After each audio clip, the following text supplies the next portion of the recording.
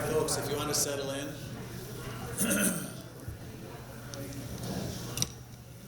I had a handful of jalapenos on my sandwich today, and it seems to have lowered my voice. I'm actually hoping it stays this way, but I'm not going to say that out loud on a public meeting. We want to bring the meeting to order, Sunapee School District School Board meeting Wednesday, March 8th, 2023, 6:02 p.m. in the Sunapee Middle High School Gymnasium. For those watching at home, the first half hour of this meeting has wonderful community spirit, sound effects by a blood drive being completed behind us, but that just seems like a perfectly normal thing to have happen at Sunapee. If we had known ahead, we would have encouraged every attendee to plan an extra half an hour to give blood, but whatever, it's all working out. So we'll get quieter. Ray's done a nice job with the audio. I'm hoping it sounds, does it sound okay to you guys? Can you hear me okay? Can you go up a little bit, Ray? I'm working on it. Yeah, he's on it. Ray doesn't fool around. I want to call the meeting to order with roll call. If we start with Tara Gear in the left-hand corner. Patrick Gordon, Principal, Sunapee Central Elementary School. Megan Reed, Assistant Principal, Sunapee Middle High School. Edward Anderson, School Board. Andy Nichols, School Board. Scott Ritzman, School Board. Jesse Tyler, School Board. Russell, Superintendent. Kelly Wilson, Business Administrator. Okay, and rise for the Pledge of Allegiance. United States of America, to the republic which stands one nation under God, indivisible, with liberty and justice for all. Yeah. So, as the blood drive heroism winds down, please be patient. If I give you what I hope is an appropriate signal to speak louder than you think you need to, so that we can get the audience to hear every word. And the folks, so lots of people watch these and want to make sure they have decent quality.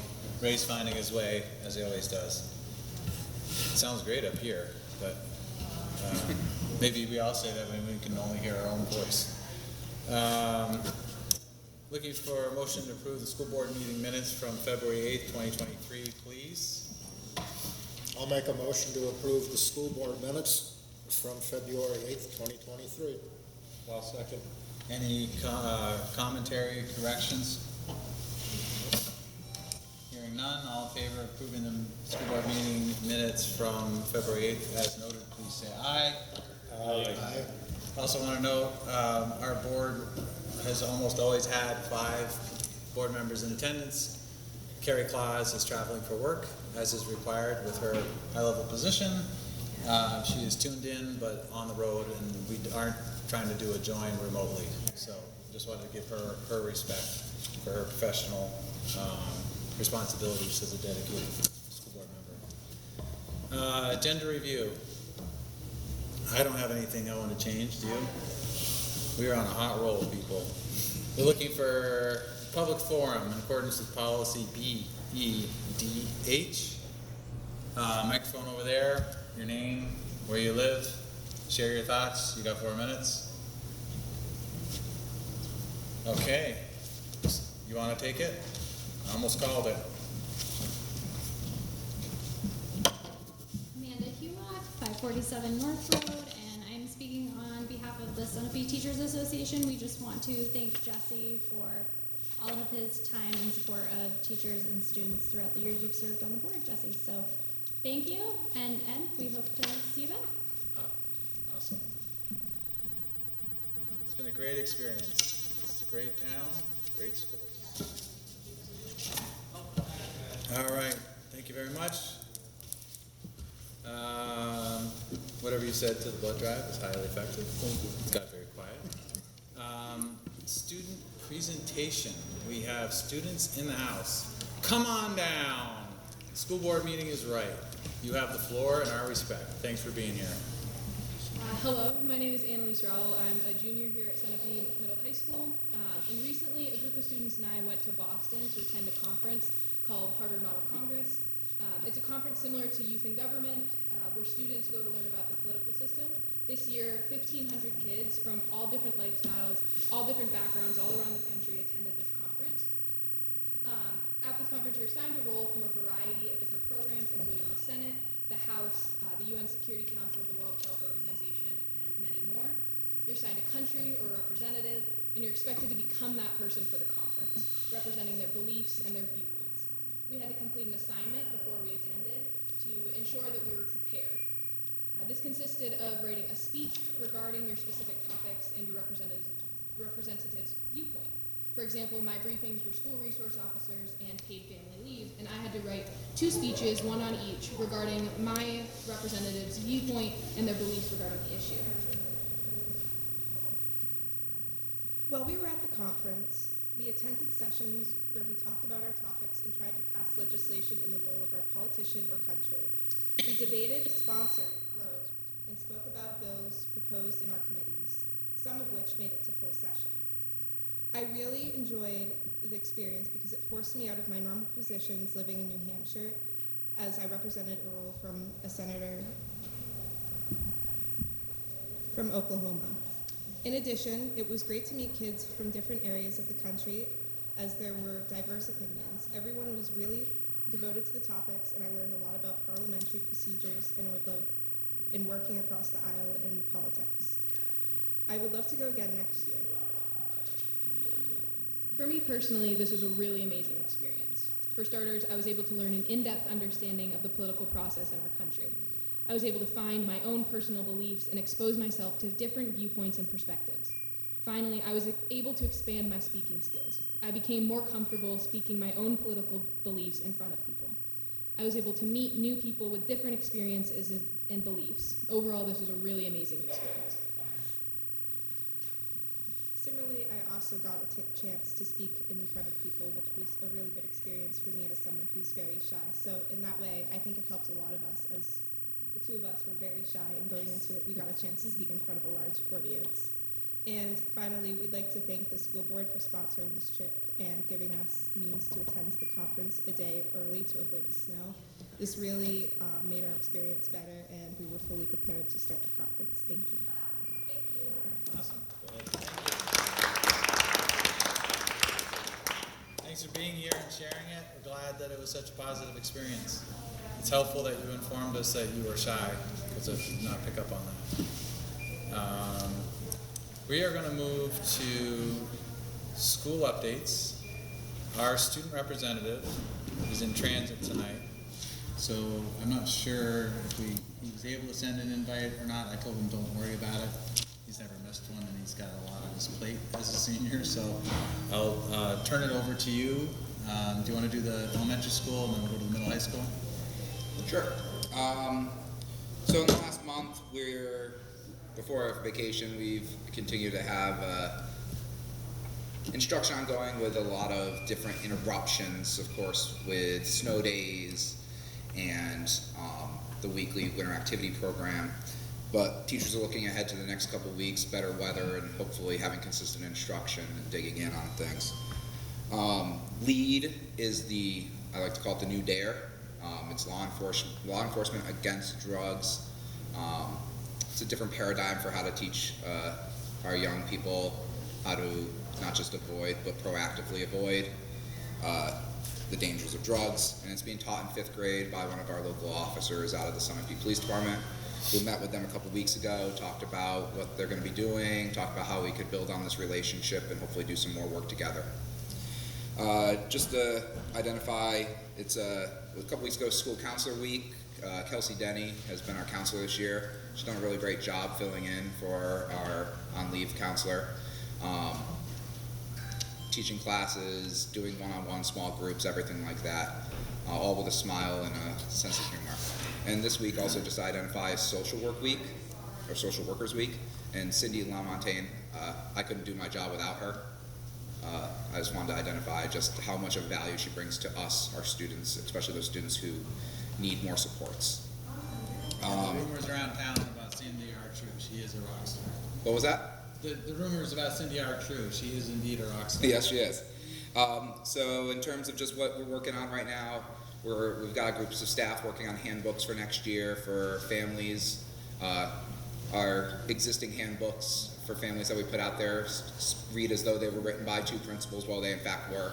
So we're trying to unify it into one language, make it read a little bit easier, and also make sure we're doing everything in there we say or ask of our parents and families, and working on the master schedule for next year right now. Nice, thanks. Middle high school. Okay. We, over February vacation, also worked on our master schedule for next year.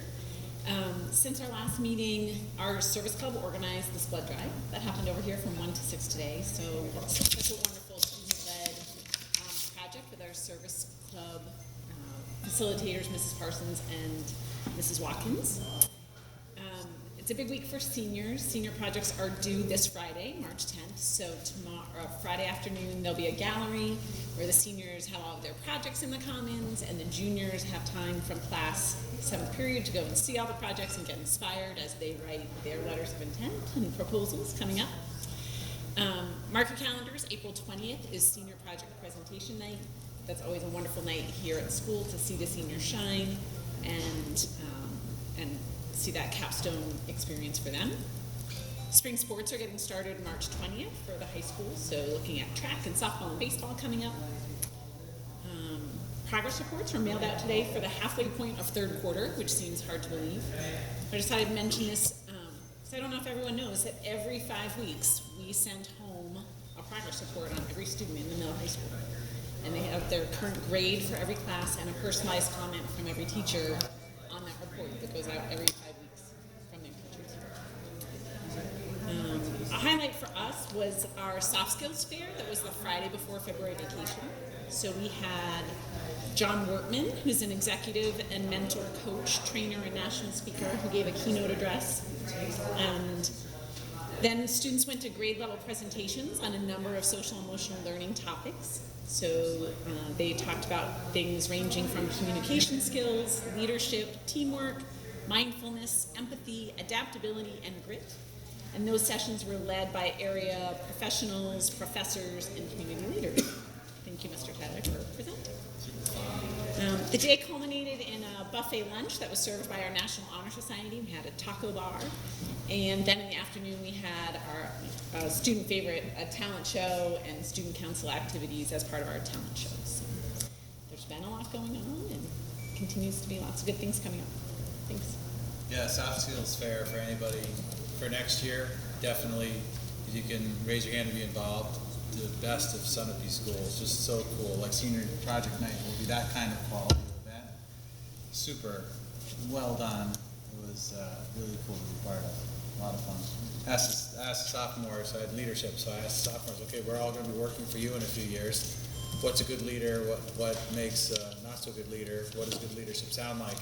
They answered the questions about as effectively as adult co-workers would. So don't underestimate the youth. Totally awesome. Thanks for the updates. Glad so much is going on and going so well. School board topics. What are you hearing? What's cooking? Oh, I missed you. I got carried away. I'm going to give you proper.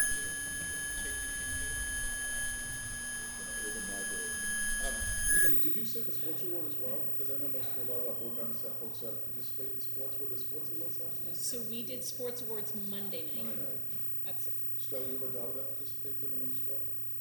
Ed, do you have a child participate in women's? Yes. And Bishop Ben runs track, right? He didn't do skiing this year, but he did the prior years. Yeah. And Carrie has a daughter that goes. Carrie has a daughter, so thank you. I thought I remember that happening, so thank you for reminding me of that. A couple of things going on. It's been a slow month, but it has been busy as always.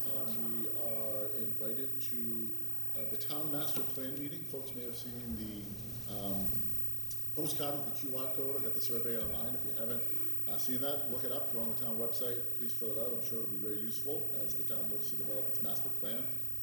CIP committee and I will go to the meeting on the 16th and talk about sort of what our plans look like moving forward for the school district, and hopefully that'll be implemented within what the town master plan looks like. On January 18th, we had a strategic planning meeting. We had, I think it was 15, 16 folks that came together. We have received that report back. And from there, we'll be developing our new strategic plan. It's a 18 to 24-month strategic plan. Not like our last one, which was 5 years. This is very short term. Folks that are now strategic planning realize, you know, to put something out 5 years, most likely things are going to change so much you're never going to get there. There were some folks that participated. Amanda participated, Melissa participated. I thank you both for that. At this point, we're taking that information, and there were really 3 major goal areas that were identified. One was parent engagement, 2 was facilities, and the 3rd was maintaining and improving programs for our teachers and our students within our community. So those 3 overarching goals, we will now, from a building level, administrative level, and even a special ed level, develop some action steps underneath that. And hopefully in May, we'll bring that to the board for sort of an approval. But it was a really great process. I know Kerry was involved in it, Megan, you were involved in it as well. Patrick and Tara were there. It was a good process to undertake. It really looked at our strengths, some of our weaknesses, some of our challenges, and there was some really great conversations. So those who participated, it was great work, and hopefully we'll see more of that work in the next 18 to 24 months. Well, the last 3 days, as I'm doing my work on my desk, I had my ear plugged into the House Education, New Hampshire House Education YouTube channel. And over the last 3 days, the House heard 28 different bills regarding education in the state of New Hampshire. A lot of those bills had to do with parental rights, student rights, objectionable complaints, education freedom accounts. It's very interesting on our House Education Committee, there were 10 Republicans and 10 Democrats. And I can't tell you how many times over the course of the last 3 days, the vote came out 10-10, 10-10, 10-10, 10-10, 10-10. It's a little bit disheartening to think that we cannot find a place somewhere in the middle to do what's in the best interest of all our kids in this state.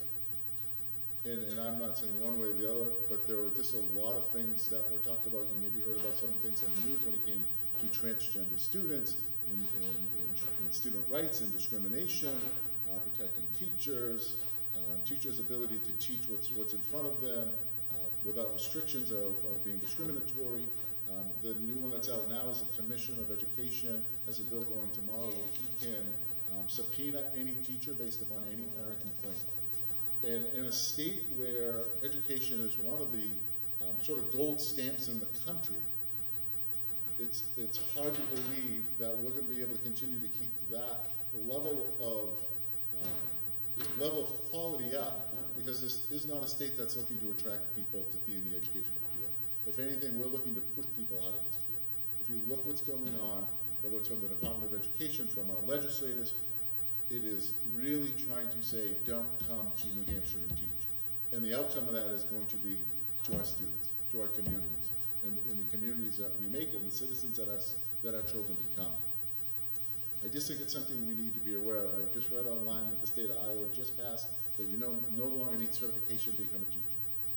You tell me a teacher that's gone through 4 years of a bachelor's program or a master's degree who's now going to go to Iowa and teach.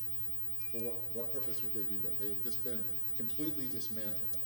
We're not far from people wanting to do that here. And I think we just have to be aware, we have to be cognizant of that. We think about the kids, so if I ask some of our teachers in the room, 10 years ago, kids said, I want to be an educator, I want to be a teacher. Kids don't want to be teachers anymore. Kids don't want to be anywhere near this business.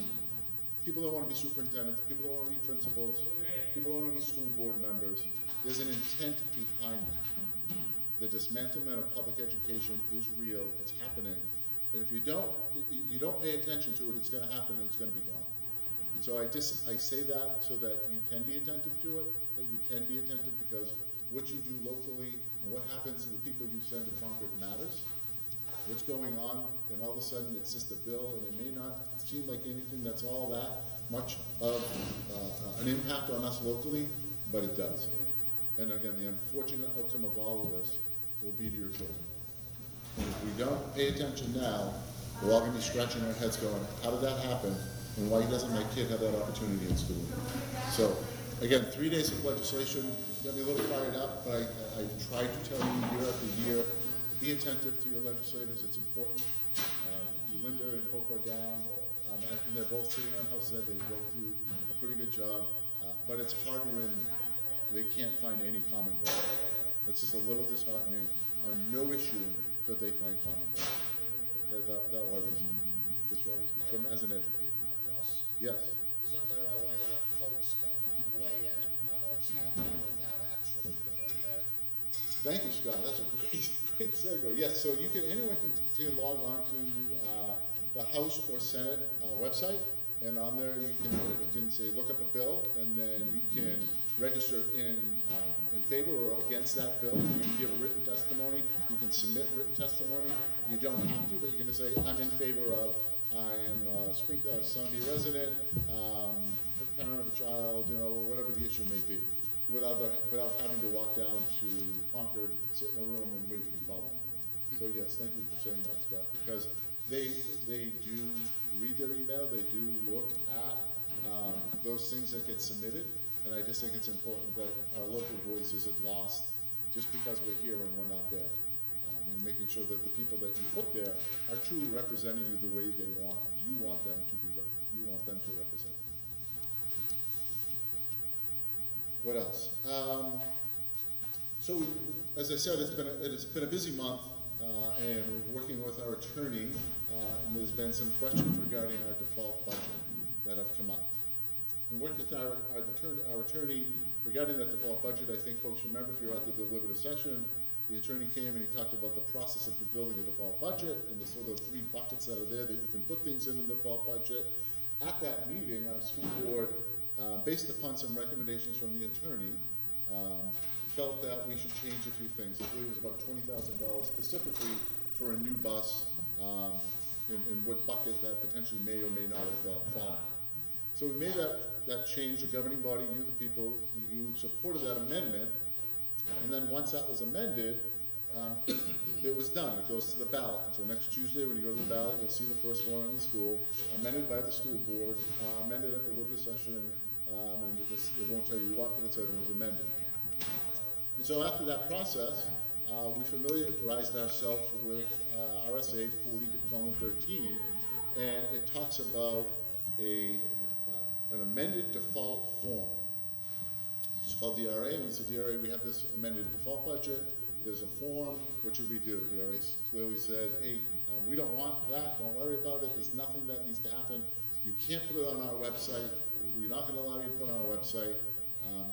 So just, you're all set. If, by chance, your budget fails at the polls, we'll be back in touch with you, because then we're gonna need the new default budget for the setting of the taxes purposes. The 4013 default budget form, people may have seen it around town. So every year, if you've been on a budget committee, we give a budget calendar. And that budget calendar, it talks about a date that we have to post certain things in town, our budget, our default budget, and our warrants. On January 27th this year, we posted around town, 5 different places, as has been since I've come to town, our default, our warrants, and our budget. So those have been posted. And so when we came to this amendment, in this amendment form, we said we don't have to do anything, we're like, okay, let it go. Again, with conversation with our attorney, he said, did you do this amended form? He said, no, we were told not to. He said, okay, get DRA to put that in writing. So we called DRA the other day and we said, hey, this is what you told us. Is this true? Well, just export what you put up there, change the numbers. I said, okay, then what do we do with it? DRA said, I don't know. So if you read the law says, make the default budget available, and if amended by the governing body, complete an amended default budget form. Doesn't tell you where to put that form, what to do with that form, when to do that form, or any other really understanding of the law to do that. So, to be transparent, the other day after speaking with our attorney, we created a new 4013, and again, to complete the process of not knowing what it is, both from DRA or our attorney, knowing what do I do with it, where do I put it, speaking with the attorney, said get your school board to sign off on it, which 3 members came in and did, and then repost it with the other 5 places that you reposted. So we did that. We actually have a few copies here tonight. If other people would like some copies, we'd be happy to share them with you. 30-plus years, I've been an administrator, we've never had an amended default budget. So it wasn't something that either one of us was familiar with. And again, by speaking with DRA and our attorney, neither one of them were overly familiar with it, or what this form was, or what it looked like. Because there truly really isn't a form. There's nothing on this form that, when if you were to take a look at, that says amended, other than we put the word amended next to it in the new date.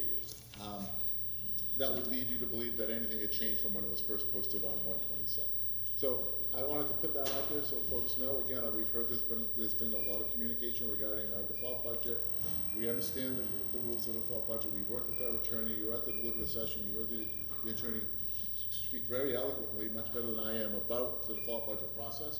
Our board has accepted that default budget. The governing body has accepted the amendment to the default budget. In DRA, we'll accept that default budget if it gets put into play, if our budget is turned down. So I just wanted to hopefully put a little clarification behind that and pull that curtain back a little bit to how this process has worked and how it has unfolded over the last 4 weeks. Lastly, I think, I have to take a few minutes. As Amanda spoke, I know that most of you here aren't here to listen to me tonight. I'd like to think so. This is Jesse's last meeting. Jesse has been with us for 6 years. So last night was candidates night, and I know we have a couple candidates in the room, and so I met Jesse 6 years ago at candidates night. We were down in the church, same place, and Jesse's like, hey, I'm Jesse, I just moved in, and I said, yeah, and John Reed's convincing me to run for school board, so shame on John Reed, because, so what do you think? I'd like to spend some time to talk to you, and so from that point on, we had some communication, and Jesse ran for school board, and it was appointed. Jesse walked into school board along with Ed at a very lively time for us. I believe MUR was at our first meeting that they walked into. They endured. They came back to the second meeting and kept coming back. And then they both said, okay, guess what? We're going to run again. And Jesse's like, I'll do another term. After 2 years, Jesse's been chair now for 5 years. 5 of his 6 years. He's been a great chair. He's helped us navigate the construction and renovation. He's been on two negotiating committees, the capital improvement, the policy.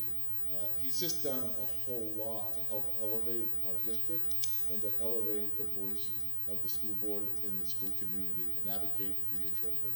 And so with that, I'd like to recognize him. We went and got Jesse a little gift.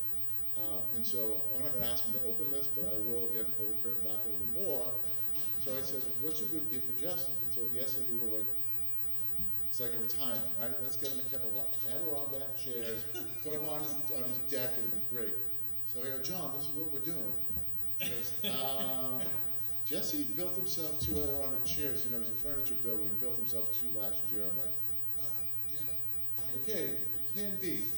John goes, he likes to cook. Okay, so in there is a very large cutting board, some cutlery that you use on your cutting board, some, I guess, finish or something that has to go on your cutting board.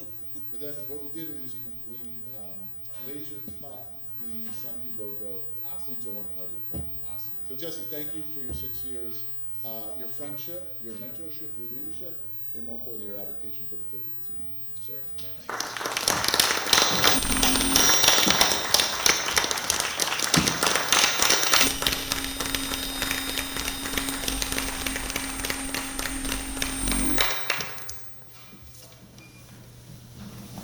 Told the first meeting story recently. My voice is still my jalapenos. I told, just for the 2 candidates in the room, first, I really appreciate your running, and I hope you have a different first meeting than Ed and I did, and I'd love for you to add color. So Ed and I went to a couple of the meetings. The board wasn't in the shape that you are potentially joining.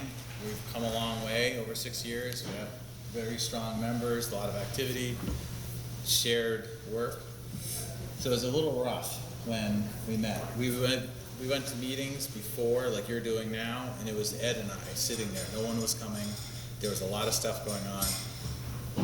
Something that had happened a year prior hit the news. Ed and I show up for our first meeting, So we're used to like nobody there, just the two of us, maybe one or two other people. WMUR is setting up their camera. The gym is packed. People are sitting there. We walk in. People I didn't know are looking, going. Ed and I, I'm like, "Hello, honey. Welcome to Sunapee Politics. Welcome to the school board." Well, I work at Hypertherm, and I know all 2,000 people.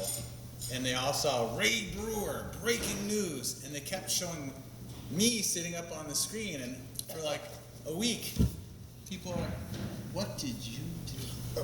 What did you do?" But thankfully, things settled down. The board got healthier, and it's led to this moment. But I did want to appreciate the recognition. It's been a great experience. If you want a way to grow professionally and personally, volunteer. So it was nice last night at Candidates Night that we had a whole slew of people who raised their hand in our wonderful community. But specifically for Laura Piazza, for Amanda, I want to call you out both. When you had that experience last night, we had our most ardent detractors had gone to Candidates Night and stuffed the question box full of entirely unreasonable and misleading questions. And all of us watching that were rooting for both of you to get through it, and you both did fantastic. But I just want you to know, I'm hoping that was your breaking news moment, and it gets easier, either or both of you that joined the board, because that was bizarre and unreasonable, but I admire you both for how you handled it. So I wanted to give you public recognition in a meeting, because it was unusual and unfortunate, and you both didn't blink. So kudos to you. Thank you for the recognition. I'm excited to see the cutting board. Sunapee strong! All right, let's keep on chugging. Action items. Accept the resignation. What's that? Sorry, school board topic, sorry. I just used it all up. I spoke for all of us. You're not supposed to do that. What are your school board topics, everybody? Well, I'll speak briefly, hopefully. I don't want to belabor the point, but I have reflected several times in the last year, what a unique experience the five of us have had the last 4 years serving together, especially through COVID and through the building project. And through it all, Jesse has steadfastly been our fearless leader. And when I think of the term all in, that's Jesse. It's really hard to imagine anyone putting themselves into this more than he has. He's given it his heart and his soul. There's a lot of stuff that goes on that nobody sees that that we have to work through. And because of your leadership, we've all been better board members because of it. So thank you, my friend. Thanks. I don't want to go over too much of this, but a lot of what the 6 years have been like with you has been discussed tonight. But to start out as a new board member with the TV station there and all those issues that we dealt with, to then go for a school and the amount of unhappy people on certain sides of the view of getting a school with the slander and the meetings, and to then go through COVID and then have, one side of the community mad at you over masks, the other side of the community not, and just the amount of emails and angry people on either side was very overwhelming for us. To then go right back into the school up until the last year's project, the 6 years is just, one, the time has flown by. Two, there has always been something very big on your plate to lead this group through. I don't think you had, since the school passed, maybe things have started to slow down, but I don't think you had a single time sitting on this board that there wasn't controversy with two sides of communities coming at the board and their beliefs. And it's a hard place to sit. And when you're really trying to do your best and some of their opinions didn't agree with ours, it was difficult. But the amount of meetings I saw you having with people, one-on-ones and talks, you were a fantastic leader. You're going to be Thanks. Greatly missed. And I just want to say thank you for a great 6 years. Thanks. Well, I met Jesse 4 years ago. Got elected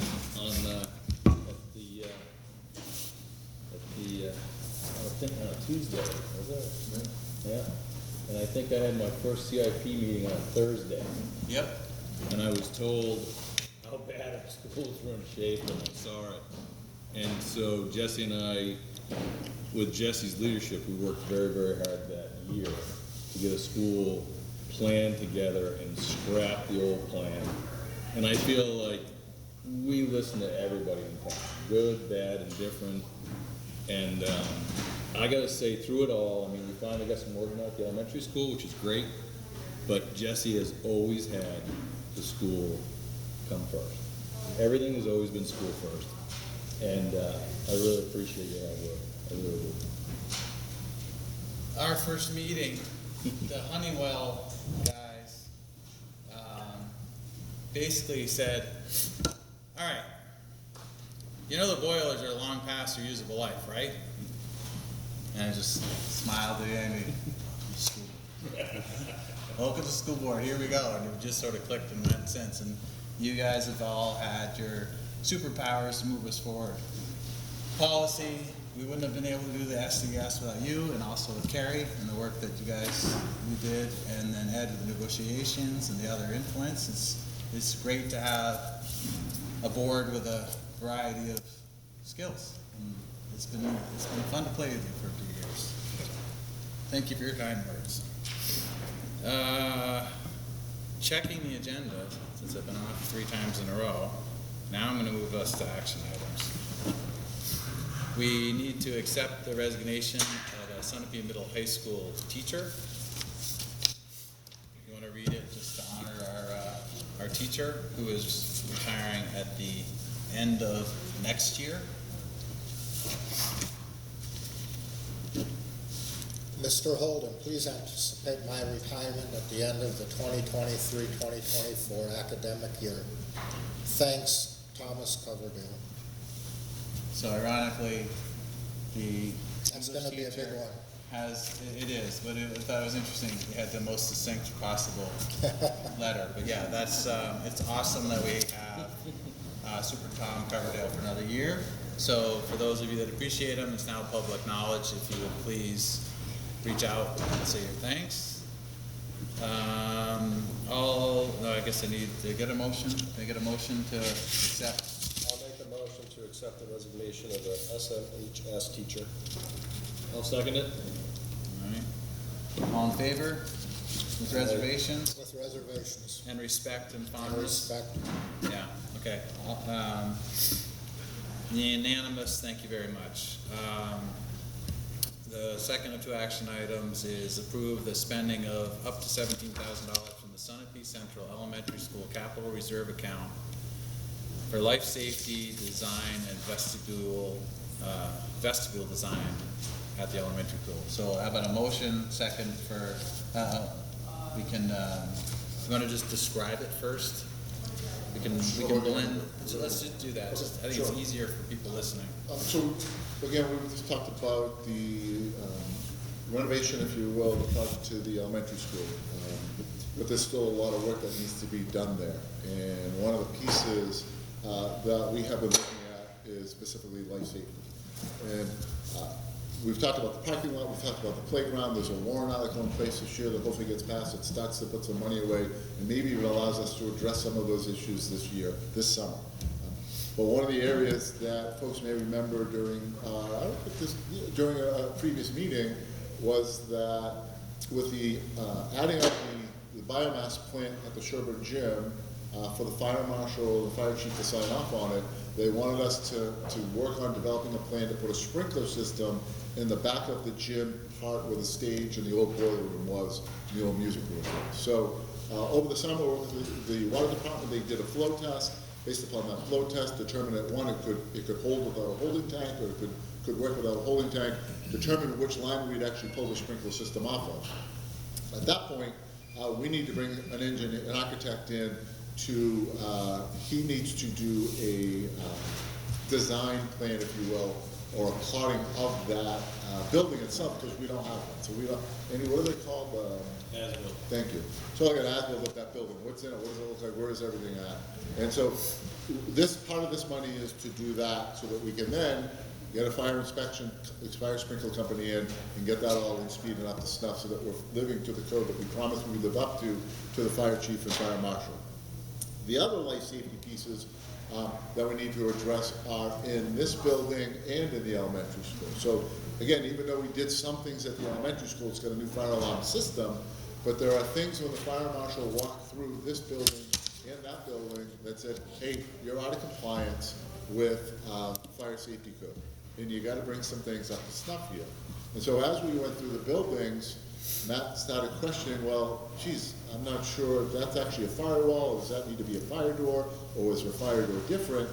And so the fire marshal said, well, go get a fire sprinkler or fire sort of protection company, bring them in, and have them do an assessment. And so they came in, and they, as during their assessment, they said, no, some of those things the chief said and the marshal said, they're wrong, but here are some other things that we think need to be added to that list. So now we're saying, all right, whoa, it's getting bigger and bigger. So the inspector said, I think it would be in your best interest to hire an architect who knows the code to come in, to make a list of what does not meet code, and then go out and hire a company to come in and address the code issues that have been identified. That really takes care of the fire marshal, the fire chief, and making sure that the buildings are up to new fire codes. So part of that money of the 17 is for that ability for us to go in, have the architect come in, assess life safety, and really what we're talking about with life safety when it comes to fire, fire-rated doors, put punch through, so a wire goes through a wall or a pipe goes through the wall, making sure that sort of throughway is not susceptible to a lot of flame and smoke go through that. What fire-related stuff is on your wall, what's in your walls, and ensuring that all those things are sort of up to snuff and living to new code. The other part of that is the vestibule. So again, we have a warrant article to potentially address our grounds this year. Hopefully that passes, and again, maybe we do something if we're able to, if that passes. But we looked at our vestibule, and if folks remember the plan that was originally designed for the 10 million, it had a new vestibule, and EEI and Manuel both talked to both of their plan about this sort of trapped entrance where you could get in, but you couldn't go any further. And anyone that's been in our elementary school, we have a trapped entrance, but our trapped entrance is as big as this side of the gym. And you can get kind of a lot of places if somebody forgot to get a door, or if an elevator door is open. So taking the front vestibule where you now walk in the elementary school, and that sort of that open underneath part, and turning that into our locked vestibule.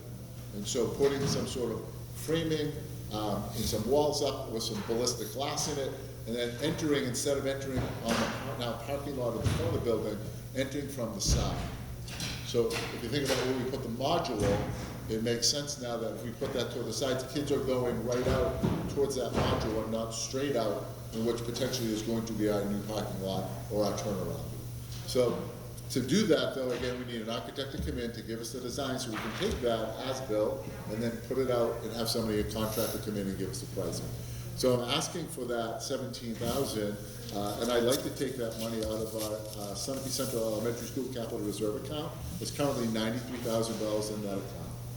Our hope is this year, with the life safety, with the vestibule, with the potential passing of the warrant article, we have another $14,000 that we received from the SAFE grant to put film on all the windows, reflective film on all the windows in this building and on that building, and add additional ballistic film to all the front entrances, that we can really address a lot of life safety issues that currently exist in both buildings. And this is just a step, so that if things start to move, we have the ability to go, yep, here's the design, someone wants to come in and do it, it's gonna cost this much money, and we have some other money in contingency accounts, other capital reserve accounts, that we don't necessarily have to go, hey, we're gonna have to come write a warrant article next year to do the parking lot, because we have some money we feel we can take and address to that now. We also think there may be another round of SAFE grants. Those are the $13 million grants that the governor put out last year for schools. We think there's another round of that coming out, and if that came out over the summertime, this vestibule project would be a perfect fit to get that done, but only if we had actual numbers to be able to submit towards the grant to get approved. So that's a long story, but you can see there's a lot of things that we're looking at right now, that this is just a step on getting us a little closer, hopefully doing that well. There's also another added benefit to the vestibule because we don't have an airlock right now. So now when kids go in and out for any type of recess and the door is held open on sub-zero days, we have pipes that freeze sometimes in our current huge vestibule. So we're trying to also eliminate that, which is a life safety issue in itself. But also, I think what we're really trying to do also is, it's sort of like an updated Brown report, right? Sure. So now, a lot of people are saying, well, you've already paid an architect to do this. Well, we didn't really pay the architect to do this. We paid the architect to draw plans to redo the entire elementary school. We never paid an architect to say, okay, we need to renovate this school and we need to bring everything up to spec. So everything was on the assumption with the architect that we hired to strip the thing down to bricks and mortar and rebuild it. So now we're trying to deal with all the life safety issues that we currently have. So there is a big difference between the two. Great point, Andy, on the frozen pipes, because over January, You mean to hit the sore subject? we froze our pipes again in the vestibule. We had cranked heaters, space heaters, we were checking on it every hour. Sure enough, one of the sprinkler heads froze and we lost the whole roof and some of the flooring. It was being replaced anyhow, but yes, we've been dealing with that issue for about 4 years now. Right. So after 6 years on the board, I want to encourage the community to consider, yes, we did pass the Plan B renovation to ventilate the elementary school and make some significant life safety. We were one of the worst rated elementary schools for life safety. We'll get a new rating, which will be significantly improved because of the investment. But that doesn't mean we're done. You know, like Andy and I meeting over the boilers, those are going to need to be addressed in the building. There are those ongoing maintenance things that may or may not have been done with consistency by prior boards, but the last two boards, basically lumping this into this board, has been prioritizing it, and so that work needs to keep going. So one of the things that is in process is getting this clarity so that it can be translated and made reasonable to the community to say, we'd like to do this much this year, we'd like to do this much the year after, or in 2 years or 3 years, to have a comprehensive long-term plan. And so whether the community has a good feel on this or not, we've made some significant strides, but we're not all the way down the field yet. It's going to, the buildings are in a sense a living thing, and they need to have work done. The incredible library that we have, it's gonna have wear items, it's gonna have things that need to be fixed. This is just a longer, bigger version of that. So I guess a closing comment after running for the board to try to help get momentum to fix up the elementary school and keep this old boat floating is smaller bites, having this architect work, going after the grants, which the SCU is very good about doing, getting those in a regular cadence. You can have smaller bites, less significant bonds, and have a thriving building for school and community use. But the work isn't done. Yes, we dealt with the worst case scenario in the elementary school, but there is more to go.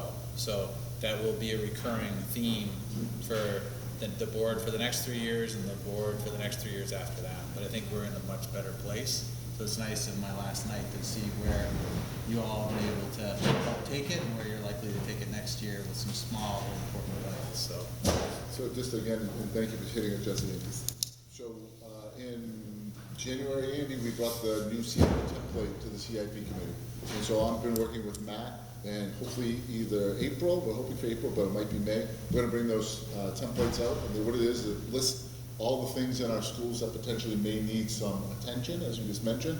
It talks about where we may be getting funding from, or where we may ask for funding from, sort of give you totals, and it's sort of, it's more of a 5 to 7 year outlook for facilities. So it's that roadmap, and then we'll take that once you guys take a look at it and you agree with it as a CIP, and we'll get it on our website.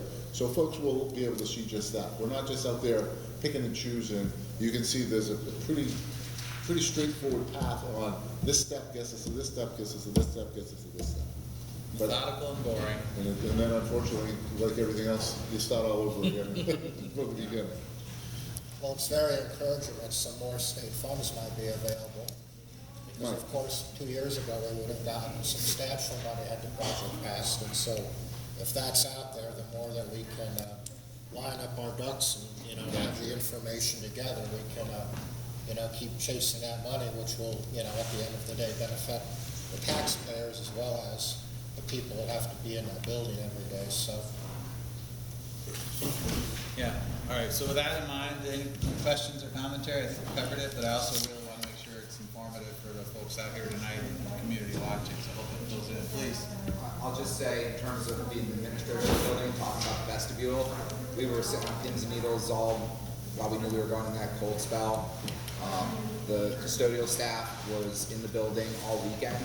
That puts strain on our small staff, and then they can't take on other projects and get other things done because they're basically on frozen pipe watch, it feels like.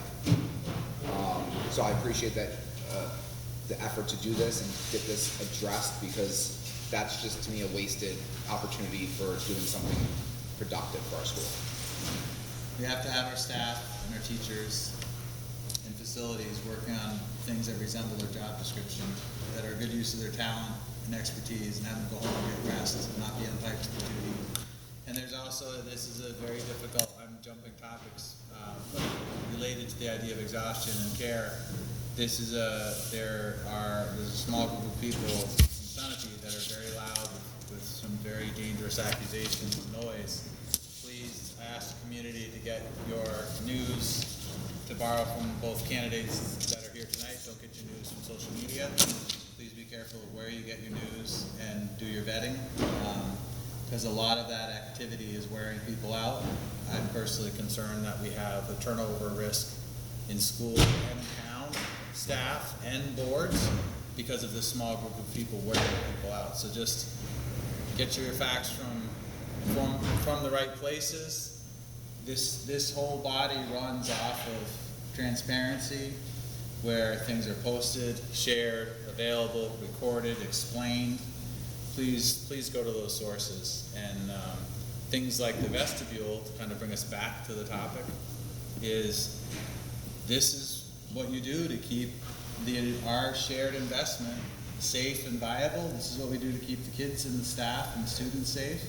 So I appreciate your calling that out, Mr. Gordon. Not a good use of your talented staff to be on pipes. And I know I just wove a lot in, but I kept on going. I was full of fury. I kept going. Right back to our new strategic plan. Yeah. All right. So I need a motion to approve spending of up to $17,000 from the SCES School Capital Reserve for life safety design and vestibule. I'll make a motion to approve spending up to $17,000 from the Sunapee Central Elementary School Capital Reserve account for life safety design and vestibule changes designed to SCES. Whoever seconds can I'll say second. second as noted. Second as noted. That is like, I'm gonna bring that down to like third grade for like a reading game challenge. All right, all in favor of approving the 17,000, please say aye. Aye. Aye. Aye, they say. All right, thank you very much. Scott, you could show off your policy prowess. You ready to talk about JCA change, class or school assignment, best interest, manifest hardship? I guess first I'll make a motion to approve an amendment to policy JCA, change in class or school assignment for the best interest and manifest hardship. I'll second. Second for discussion. Showtime. Just a reminder, whenever we do these policy amendments, if you go to the website, the school board section, go to the agendas, the agenda for the current meeting, open up that PDF, and behind that PDF will be the policy we're talking about, if that's something you want to look at. And this particular policy is one that I think in 4 or 5 years I've been involved with policy. It seems to get tweaked once every year or two, primarily because of legislative changes, and this is not an exception. The only change that we're making, I think, is on page 4. Under transportation, the responsibility for transportation shifts from the school district to becoming the responsibility of the parent or guardian for any student that ends up transferring out of the district. So again, that's due to a legislative change. It's something that, is the law, and so I think we're going to consider this for the first and the second reading because it's almost a moot point. That's how we'd have to proceed if, something came up. So pretty straightforward. Any questions? So this is this is change at the state level, which brings it down to